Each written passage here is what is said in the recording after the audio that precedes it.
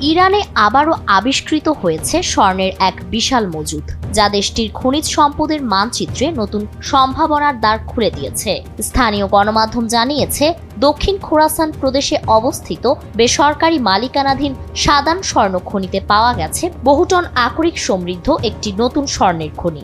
সাদান খনিতে নতুন শনাক্ত হওয়া ভেইন স্ট্রাকচারে রয়েছে প্রায় 7.95 মিলিয়ন টন অক্সাইড স্বর্ণ আকরিক এবং 53.1 মিলিয়ন টন সালফাইড স্বর্ণ আকরিক।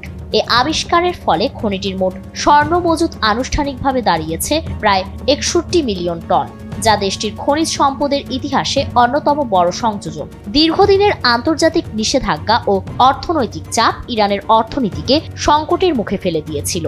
এমন পরিস্থিতিতে নতুন এই স্বর্ণ ভাণ্ডারের খবর দেশজুড়ে এক ধরনের আশার সঞ্চার করেছে। ইরানের শিল্প, খনিজ ও বাণিজ্য মন্ত্রণালয় ইতোমধ্যে আবিষ্কারের তথ্য যাচাই করেছে এবং দেশটির অর্থনীতিকে স্থিতিশীল করতে এটি গুরুত্বপূর্ণ ভূমিকা রাখবে বলেই মনে করা হচ্ছে।